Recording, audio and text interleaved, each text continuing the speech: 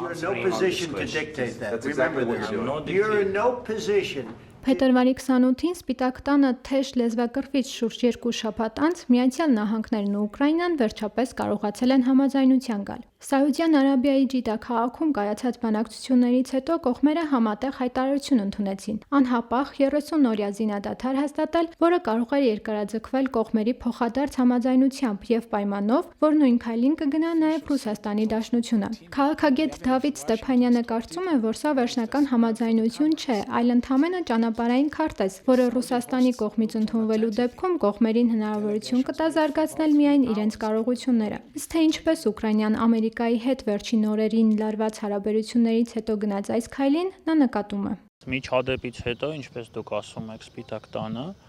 Զելենսկին միանգամից հայտարարեց, որ նա շնորհակալություն է հայտնում ԱՄՆ-ին, այսինքն արեց այն, ինչ նրանից պահանջում էր Թրամփը, փոխնախագահ Վենսը, եւ մենք այդ ժամանակ արդեն կհասկացանք, որ բանակցությունները շարունակվելու են, նրանք չէին կարող չշարունակվել, եւ Ուկրաինայում եւ Եվրոպայում հասկանում են, որ առանց ԱՄՆ-ի աջակցության շատ դժվար է լինելու այս խնդիրը լուծել կապված Ռուսաստանի հետ։ Իսկ Ռուսաստանը իրոք դարձել է շատ լուրջ խնդիր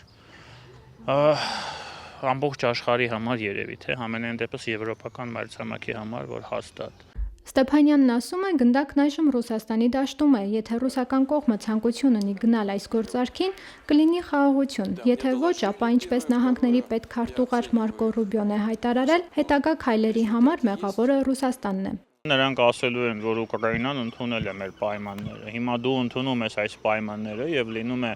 ինչ որ ժամանակավոր հրադադար, այնպես խաղաղությունը այնպես ինչպես դա ԱՄՆ-ն է պատկերացնում, եթե չես ընդունում, ուրեմն պատերազմը շարունակվում է։ Տեսեք, համոզման հիմքում դա է ընկած։ Այսինքն Թրամփը բոլորին շանտաժ է անում այդ պատերազմող կողմերին պատերազմով շանտաժ է անում, եւ սա նոր բան չէ, սա քաղաքականություն է։ Իր քաղաքականությունը սա է։ Հիմա տեսեք ինչ է արել Թրամփը։ Մի քանի օր առաջ դադարեցրել է Ուկրաինայի մատակարարումները, չէ՞։ Հիմա 3 վերսկսել է։ Հետախուզական տվյալները դադարեցրել է 2 օր առաջ, հիմա նորից վերսկսել է։ Արդեն սա արդեն քայլ է, որը ուղղված է Ռուսաստանի դեմ։ Հիմա նա գնալու է ասի, եթե դու չես ուզում, որպես մենք սա շարունակենք, ուրեմն ստորագրի այդ փաստաթուղթը։ Եթե չես ստորագրում, ես էլի ջավելիներ կմատակարարեմ, այնպես ինչպես 16-ից հետո։ Նոր զինատեսակներ կմատակարարեմ, ու վիճակը լավ չի լինի։ Այժմ Վաշինգտոնը սպասում է Մոսկվայի դրական պատասխանին, որքան հնարավոր է շուտ։ Իսկ այդ պատասխանը Ստեփանյանի Ռուսաստանը կտա։ Գուցե դա լինի օրերի, վատագույն դեպքում շաբաթների ընթացքում։ Իսկ եթե ամեն դեպքում Ռուսաստանը մերժի գնալ հրադադարի, զրուցակիցն ասում է. Ես կարծում եմ, եթե մերժի ինչ որ դադար են վերցնելու ամերիկացիները, դա իմ անձնական տեսակետն է, որպեսզի հնարավորություն ստանան ճնշում գործադրելով Պուտինի վրա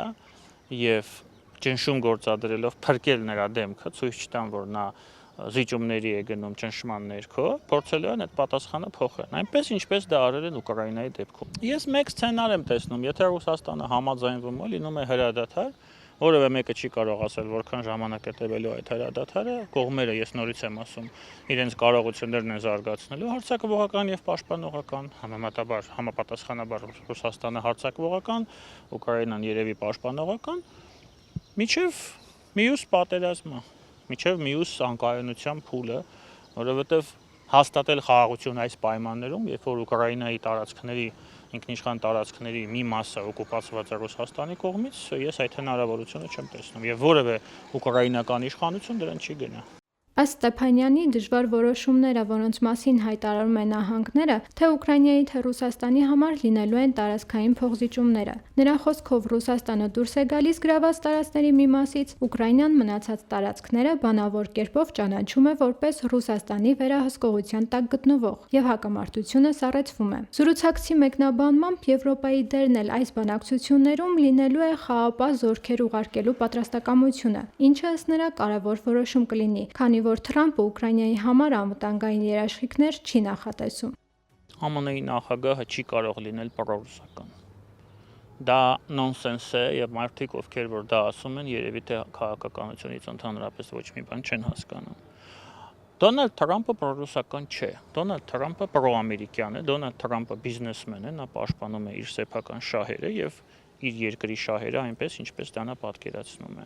Նա պրոռուսական չէ, նա պրոուկրաինական չէ, նա պրոհայկական չէ։ Եկեք մոռանանք այդ տերմինաբանությունը։